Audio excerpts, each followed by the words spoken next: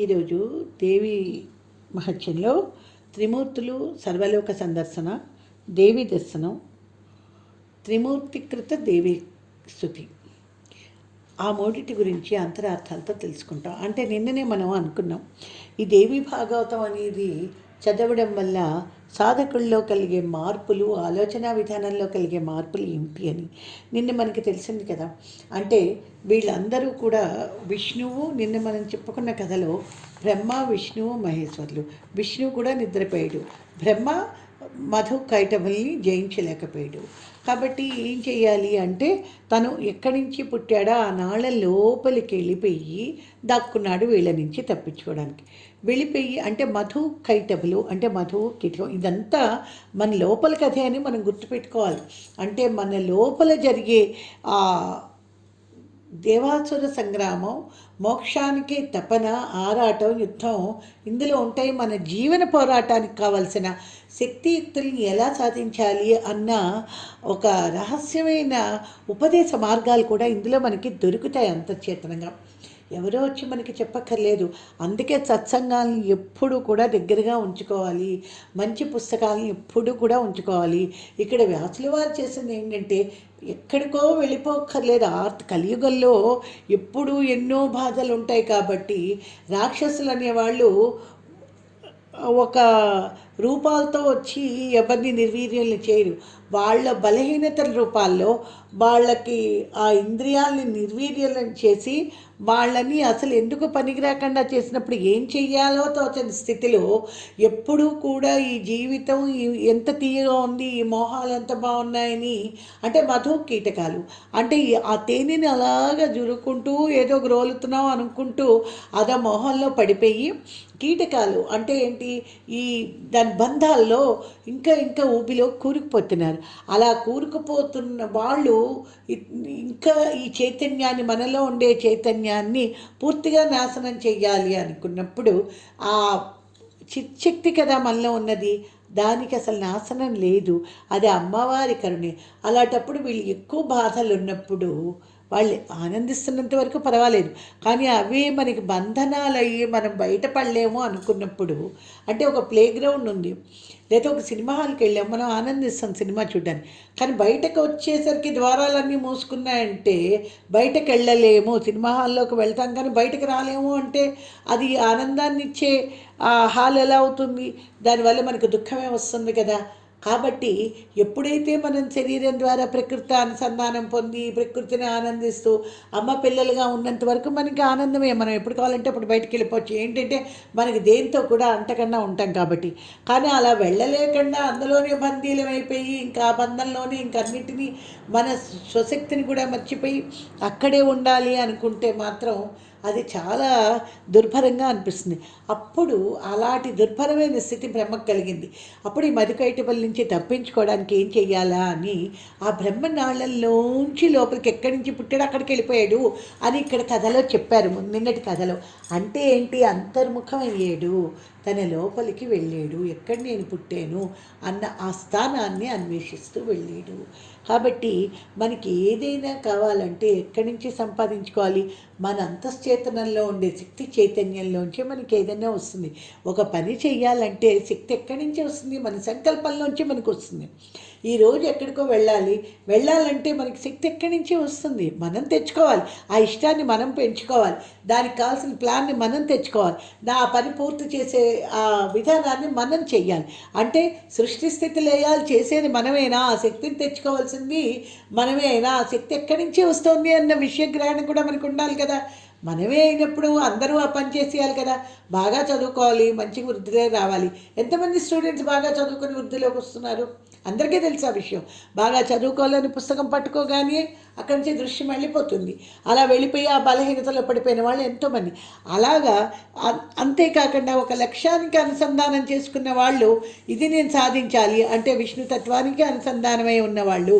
లక్ష్యం అంటే అందరికీ పనికొచ్చే ఒక లక్ష్యం, దానికి సంబంధించి కుటుంబం కావచ్చు, దేశం కావచ్చు, లేకపోతే అనంతమైన మానవ జాతి కావచ్చు, విశ్వానికి సంబంధించి కావచ్చు, లేదు బంధనాలన్నీ విముక్తి పొందించుకోవాలని ఒక మహాలక్ష్యం, ఒక మహత్తరమైన ఒక లక్ష్యాన్ని మనకి మనం అనుసంధానం చేసుకున్నప్పుడు దానికి మనం అనుసంధానం అవుతాము, అంతర్ముఖం అవుతాము, ఆ శక్తిని తెచ్చుకుంటాం. ఆ శక్తి ఇచ్చేది ఎవరు? అమ్మవారు. అలా ధర్మబద్ధంగా ధర్మార్థ కామ మోక్షాలు ఇదే గుర్తుపెట్టుకోవాలి. ఇప్పుడు అరిషడ్ వర్గాలు ఇవి రెండిటి మధ్య యుద్ధంలో అంతర్ముఖంతో మనం శక్తిని తెచ్చుకొని మనం దాటాలి. ప్రతి సమస్యకి మూల కారణం ఇది, అదొక్కటి గుర్తుపెట్టుకోవాలి. విశ్లేషిస్తే దీనికి మించి ఇంకేం పరిష్కారం దొరకదు మనకి.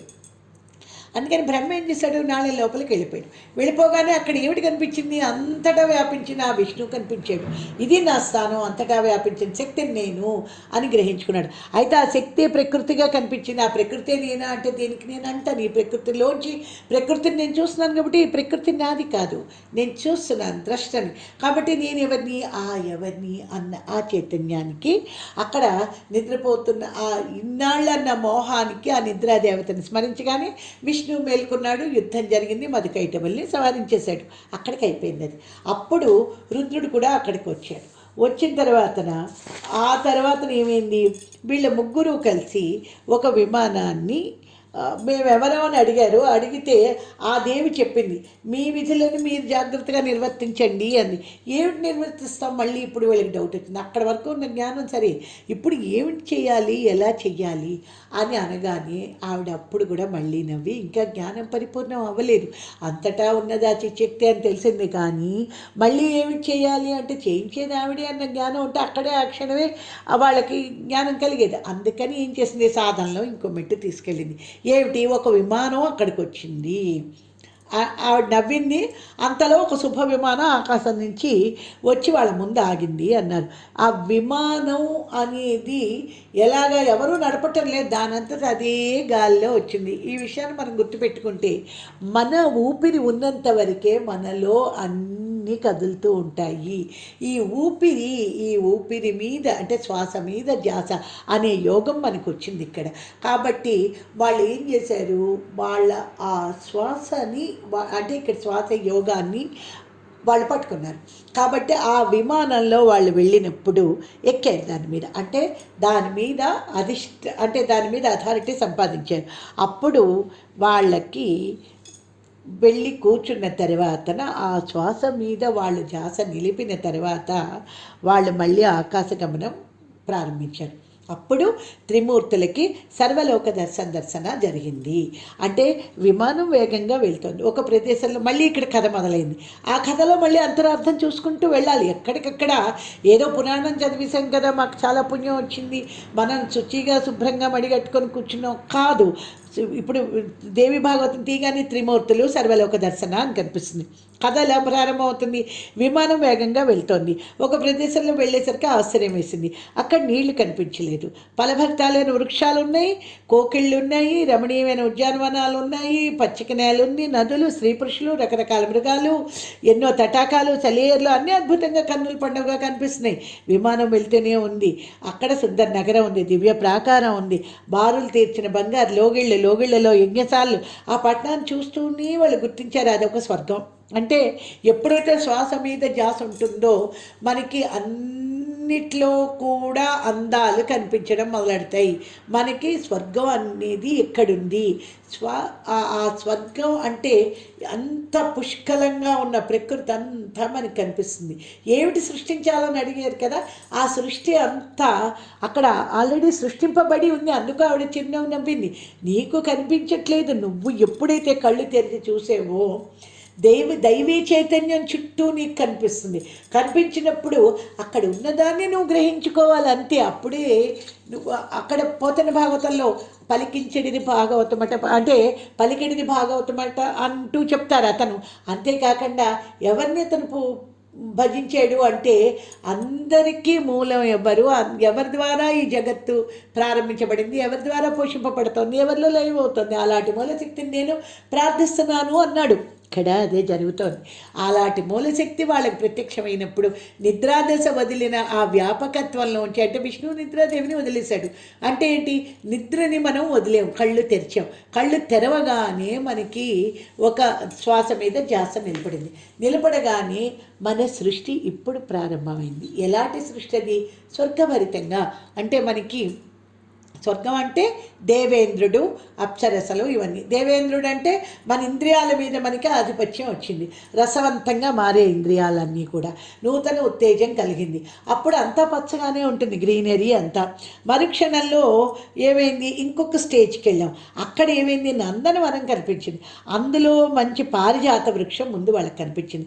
పారిజాత వృక్షాన్ని అంటే కల్పవృక్షం, అంటే ఏది కావాలంటే అది కోరుకోవచ్చు. ఇంద్రియాల మీద మనకి ఎప్పుడైతే ఆధిపత్యం ఉంటుందో, మనకి అన్నీ దేన్నైనా స్వాధీనం చేసుకునే శక్తి మన మీద ఉంటుందో, ఏది కావాలంటే అది మనం సాధించగలుగుతాం, లక్ష్యం అనమాట. దాని నీడలో 4 దంతాల ఐరావతం, వనమంతా అప్సరసలు గుంపులు గుంపులుగా ఉన్నారట. నృత్య సంగీతాలు కోలాహలంగా ఉన్నాయి. గంధర్వులు, యక్షులు, విద్యాధరులు వందల మంది ఉన్నారు. ఆ మందార వనంలో ఆడుకుంటున్నారు, పాడుతున్నారు. అలాంటప్పుడు అక్కడ పౌలోమి అంటే సతీసహితుడైన దేవేంద్రుడు అక్కడ వినోదిస్తాడు. యమ కుబేరు వరుణాగ్ని సూర్యదేవతలు కూడా అక్కడే ఉన్నారు. సంతోషించాం. కాబట్టి త్రిమూర్తులు వీళ్ళని చూసి ఆశ్చర్యపడ్డారు. విమానం ఆ తర్వాత ఇంకా పైకి వెళ్ళింది. ముందుకు సాగగానే ఏమైంది, బ్రహ్మలోకం చేరుకుంది. అక్కడ మరొక బ్రహ్మ ఉన్నాడు. ఇంతవరకు బ్రహ్మ ఏమనుకుంటాడు, నేనే బ్రహ్మని అనుకున్నాడు. అంటే సాధకుడు నేనే చేస్తున్నాను అనుకుంటాడు. కానీ ఒక్కసారి ఆ ప్రపంచాన్ని చూస్తే ఎంతోమంది సాధకులు ఉన్నారు అలాంటి వాళ్ళు. అంతకుముందు సిద్ధపురుషులు వీళ్ళందరూ కూడా వాళ్ళ సృష్టి కార్యాల్లో వాళ్ళు ఉన్నారు. అంటే చిన్న ఎగ్జాంపుల్ చెప్పి, సినిమాకి థియేటర్కి వెళ్ళామనుకోండి, సినిమాకి వెళ్ళిన వాళ్ళు మనకంటే చాలామంది ప్లాన్లు వేసుకొని అక్కడికి వచ్చి ఉంటారు కదా, కొన్ని వేల మంది ఉంటారు. అలాంటి సినిమా థియేటర్లు ఎన్ని వేల మంది ఉన్నాయో. కాలేజీకి వెళ్ళాం, మనకంటే ముందు మనమే చదువుకుంటాం అనుకుంటామా, బోల్డ్ మంది స్టూడెంట్స్ ఇంకా చదువుకుంటాం అన్న దీంతో వస్తారు అక్కడికి. ఆ రకంగానే విశ్వంలో మనం ఒక మార్గంలో వెళ్తూ ఉంటే అంతకు మించిన ఇంకా మార్గంలో ముందు ఉన్న వాళ్ళందరూ ఇక్కడ కనిపించారు. అందులో ముందు బ్రహ్మలోకం కనిపించింది. అంటే ఇలాంటి సాధన అవన్నీ ఉన్న వాళ్ళందరూ కూడాను ఇక్కడ సర్వదేవతల అధిష్ఠితులే ఉన్నారు. ఆ చతుర్ముఖుడు కూడా మళ్ళాగే, వాళ్ళు కూడా మళ్ళాగే సాధనలు చేసుకుంటూ ఉంటారు. మరుక్షణంలో ఏమైంది, విమానం కైలాస శిఖరం మీద ఉంది. అంటే అక్కడ ఎవరున్నారు, ప్రమదులు, యక్షులు కిటకిటలాడుతున్నారు. మందారవనంలో కూజితాలు, మంజులనాదాలు మారుమోగుతున్నాయి. వీణామృతంగ నాదాలు కూడా మింటొస్తున్నాయి. 5 ముఖాలతో, 10 చేతులతో, సిగలో నిలవెంకతో, మొలకు పులిచోలతో, కండువాగా భుజాల మీద వేసుకుని ఏనుగుతోలతో వీళ్ళందరూ కూడా గజానన షడాననులు కుమారస్వామి, విఘ్నేశ్వరుడు వాళ్ళతో ఉండగా ఆ విరాజమానుడైన ఆ శివుడు అక్కడ కనిపించాడు. నందీశ్వరుడు కూడా అక్కడే ఉన్నాడు. నారద, ఈ మరో శంకరుని చూసి నేను మా తండ్రి కూడా ఆశ్చర్యపోయాం. మరుక్షణంలో విమానం ఎక్కడికి వెళ్ళింది, వాయువేగంతో కదిలి వైకుంఠాన్ని చేరుకుంది. ఓ కందన ఐశ్వర్యంతో వైకుంఠం వెలిగిపోతోంది. అప్పుడు విష్ణుమూర్తి ఈసారి మరీ విస్మయం చెందాడు. తనే అక్కడ వ్యాపించి ఉన్నది, ఇంకో వ్యాపక శక్తి ఉంది. అంటే ఇప్పుడు మీరు సపోజ్ ఫర్ ఎగ్జాంపుల్ మ్యూజిక్లో వ్యాపకత్వాన్ని సాధించారు, చాలా ఎక్స్పర్టైజ్ అయిపోయిన తర్వాత నేనే గొప్పవాడిని అనుకుంటారా? కళ్ళు తెరిచి ఒకసారి చూడండి. ఇంకొక చోట కెమిస్ట్రీలో ఎక్స్పర్ట్ అయిన వాళ్ళు ఉంటారు. అంటే ఎన్ని ఉన్నాయి, ఎన్ని రకాల అమ్మవారి విభూతులు ఉన్నాయి, వాటిల్లో వ్యాపించిన శక్తి ఎన్ని విభూతులతో నిండి ఉంది. ఇది ఇక్కడ చూసుకోవాల్సిన విషయం. అలాగే విష్ణుమూర్తి ఈసారి మరీ ఆశ్చర్యపోయాడు. అక్కడ మళ్ళీ లక్ష్మీదేవి ఉంది. అంటే ఆ లక్షణానికి సంబంధించి అక్కడ ఉన్నాయి. మళ్ళీ శివుడు, నేను కూడా ఆశ్చర్యపోయాం. ముగ్గురు ఒకళ్ళ ముఖాలు ఒకళ్ళు చూసుకున్నాం. అంటే సాధకుడికి వెంటనే అవగతం అవుతుంది ఈ విభూతులన్నీ అమ్మవారి విభూతులు కాబట్టి. ఇంకా అక్కడ కూడా క్షీర సముద్రం ఉంది, అక్కడ జ్ఞానం ఉంది, అక్కడ మందార పారిజాత దివ్య వృక్షాలు ఉన్నాయి. ఇవన్నీ చూసిన తర్వాత సృష్టి చెయ్యడం, దాన్ని లయం చేసుకోవడం, లేదు దానిని వ్యాపింపచేయడం, ఇవన్నీ కూడా ఒక్క మనలోనే కాదు అన్నిట్లోని జరిగిపోతున్నాయి. అలా జరుగుతున్నప్పుడు అమ్మవారి విభూతులతో అవి ఎలా అలరాడుతున్నాయి అని అందరినీ మనం వెళ్తున్నప్పుడు, అంతర్ముఖమైనప్పుడు సాధకుల్లో కలిగే పరివర్తన మనకి కనిపించటం లేదా? దేవి భాగవతం సాధకుల్లో ఉండే ఈ జాగ్రత్త అవస్థని మనకిస్తోంది అనే విషయం మనం గుర్తుపెట్టుకోవాలి. తర్వాత అప్పుడు మాత్రమే మనకి ఆ మణిద్వీపంలో ఉన్న అమ్మవారి దర్శనం జరుగుతుంది. అంతర్ముఖంలో అంటే లలితా సహస్రనామంలో కూడా మనకు తెలుస్తుంది. బ్రహ్మగ్రంథి విభేదిని, రుద్రగ్రంథి విభేదిని, విష్ణు గ్రంథి విభేదిని, ఈ 3 గ్రంథులు విభేదం జరిగిపోతుంది దేవి భాగవతం చదువుతూ ఉంటే. ఇవి చదువుతున్నప్పుడు తెలిసినా, ఈ వివరణ విన్నా, తెలియకపోయినా, ఈ కథలు ఈ శబ్ద తరంగాలుగా మనకి వెళ్తున్నప్పుడు ఇంకా ఖచ్చితంగా శ్రద్ధ ఉంటే, వ్యాస మహర్షి రాసిన ఆ శ్లోకాలు చదువుతూ ఉంటే, ఆ శ్లోకాల్లో బీజాక్షరాలు కూడా పొందుపరచడం వల్ల అవి మంత్రయుక్తాలు అవ్వడం వల్ల, అంటే ఈ దేవీ భాగవతం చదవగానే కనీసం గుర్తున్నప్పుడైనా సరే కొంచెం కొంచెంగా ఆ శ్లోకాలు మనం చదవడం అలవాటు చేసుకుంటే ఆ శ్లోకాల వల్ల, ఆ శబ్ద తరంగాల వల్ల ఇంకా వేగంగా సాధకుల్లో బ్రహ్మగ్రంథి విభేదనం, విష్ణుగ్రంథి విభేదనం, రుద్రగ్రంథి విభేదనం జరుగుతుంది. జరగగానే దేవి సందర్శనం మణిద్వీపంలోకి మనం అడుగుపెడతాం. మణిద్వీపం అంటే శ్రేష్టమైన ద్వీపం. మనుషులందరికీ, సాధకులందరికీ శ్రేష్టమైన ద్వీపం ఏది? సహస్రార కమలం. అక్కడికి మనం వెళ్తాం. అక్కడ ఏమిటి? పంచకృత్య పరాయణ కూర్చుంది శివాసీనది. ఎలాగే అదే ఇక్కడ చెప్తారు.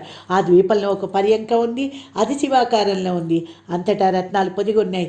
విమానం చూస్తూ ఉంటే ఒక ఇంద్రచాపం అక్కడ వెలిసినట్లుగా కనిపిస్తుంది. కానీ అది ఇంద్రచాపం కాదు. ఆ పర్యంకానికి హరివిల్లు కూడా ఉంది అందంగా. దాని మీద ఒక శ్రేష్టమైన యువతి కూర్చుని ఉంది. ఆ శ్రీమూర్తి ఎలా ఉంది? ఎర్రటి వస్త్రాలతో ఉంది. ఎరుపు దేనికి సంకేతం? శక్తికి సంకేతం. అందుకని ఆవిడ ఎర్రటి పూమాలలు వేసుకుంది, ఎర్ర చందనం పులుపుకుంది, కళ్ళు ఎర్రగా విశాలంగా ఉన్నాయి, పెదవులకు ఎరుపు కోటి మెరుపులు ఒక్క చోట గుమిగూడి నిలిచినట్లు ప్రకాశిస్తోంది. ఆ కన్నుల మిరుమిట్లు ఎలాగున్నాయంటే అసలు మనం కళ్ళతో చూడలేకపోతున్నాం. సూర్యబింబంలా ఉంది. వరద అభయ హస్తాలు కాక తక్కిన రెండిట పాశాంకుశాలు ధరించింది. ఆవిడే లలితాదేవి. ఇంతకుముందు ఎప్పుడు చూసి ఎరగం ఆ దివ్య సుందరమూర్తిని. చిరునవ్వులు చిందిస్తూ కూర్చుంది. కాబట్టి ఆవిడ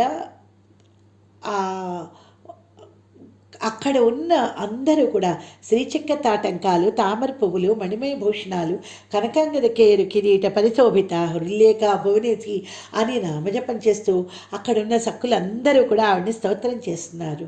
కాబట్టి అనంగ కుసుమ దేవకన్యలు కూడా ఆవిడ్నే పరివేష్టించి ఉన్నారు.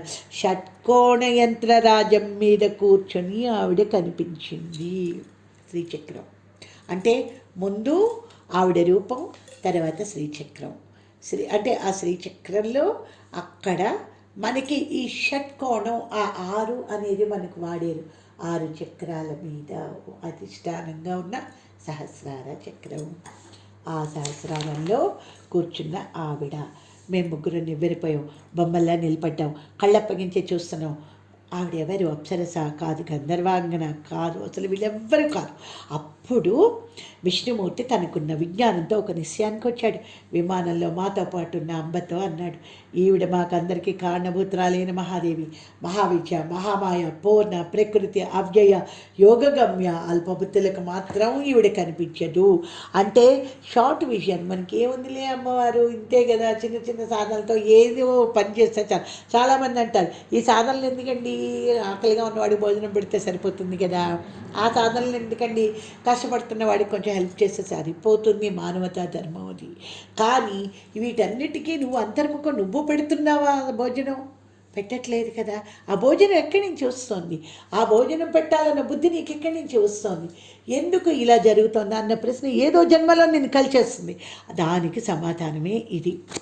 ఆవిడ ఆ నిత్యానిత్య స్వరూపిణి చూస్తూ మనం కావలసిన ధ్యానాన్ని మనం పొందగలుగుతాం.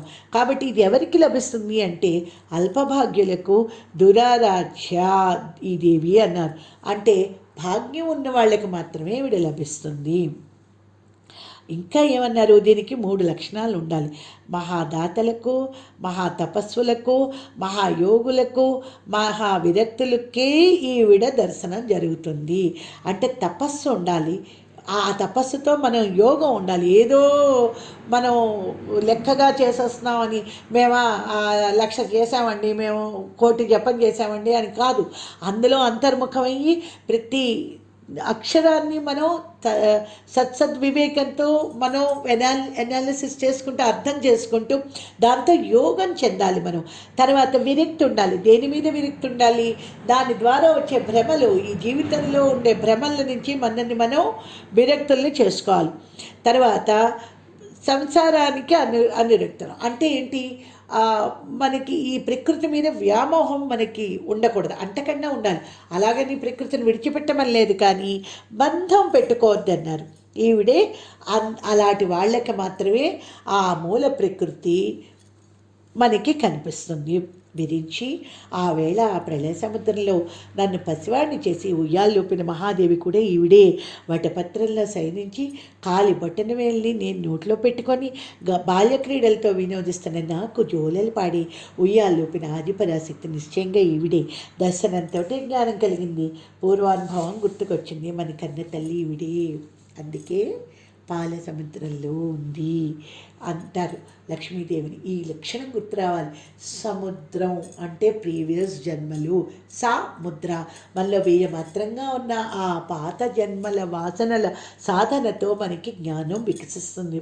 ఇప్పుడు ఆ జ్ఞానం మళ్ళీ ఇంకా వికసించాలంటే సాధనలు చెయ్యాలి. కాబట్టి నారద మా అందరిలో విష్ణుమూర్తి ముందుగా జగన్మాతను గుర్తుపెట్టాడు. నిర్భయంగా ఆవిడ సన్నిధికి వెళ్దాం పదండి, సాష్టాంగ పడదాం అంటే ఏం చేయాలో చెప్తున్నారు. ఆ స్థితి రాగానే ముందు ఏం చేయాలి? సాష్టాంగ పడదాం అంటే ఏంటి? మొత్తం మన కర్మేంద్రియాలు జ్ఞానేంద్రియాలు ఆవిడికే అంకితం చేద్దాము, ఆవిడికి నమస్కరిద్దాం.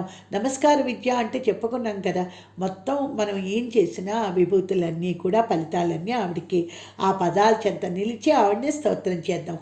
ఏ పని చేస్తున్నా ఆవిడ ద్వారానే జరుగుతోంది. ఒకవేళ పరిచారికలు కానీ మనం వెళ్ళనివ్వకపోతే, అంటే ఈ సాధన మనకి జరగకపోతే ఎక్కడున్నామో అక్కడి నుంచే స్తోత్రం చేద్దాం, అది దీని అర్థం. పరిచారికలు కానీ మనల్ని లోపలికి వెళ్ళనివ్వకపోతే గుమ్మంలోనే నిలబడి స్తోత్రం చేద్దాం అన్నారు. ఆ వాక్యానికి అర్థం ఏమిటి? మన సాధన మనకు ముందే జరగనివ్వట్లేదు, మనం కంట్రోల్ చేసుకోలేకపోతున్నాం. అప్పుడు ఏం చేస్తాం? ఎక్కడున్నామో అక్కడే గట్టిగా సాధన చేస్తాం. అప్పుడు ఏమవుతుంది? ఆ సాధన ఫలిస్తుంది అని నడవండి ముందుకే అన్నాం. సంబరపడ్డాం.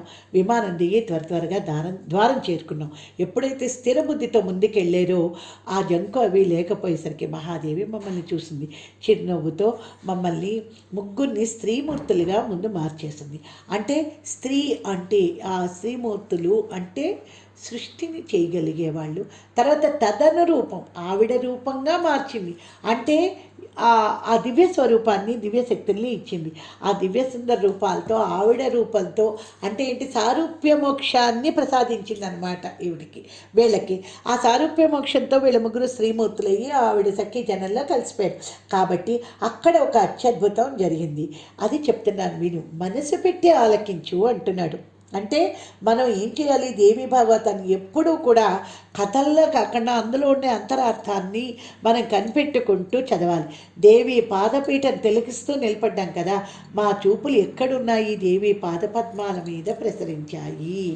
అంటే మన దృష్టి ఎప్పుడు ఎక్కడ ఉండాలి? ఆవిడ సారూప్య భక్తిని అంటే ఆ మోక్షాన్ని ఇచ్చిన మనకి, ఆవిడలాగే ఆ స్త్రీ రూపాన్ని ఇచ్చిన, అంటే అంత స్థాయికి వెళ్ళినా అది ఇంకా సాయుధ్య భక్తి, సాయుధ్య మోక్షం కాదు.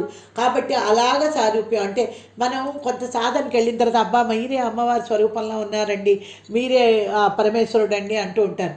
అవ్వచ్చు, ఆ స్థాయికి వెళ్ళచ్చు, అంత మాత్రాన అది మోక్షం కాదు.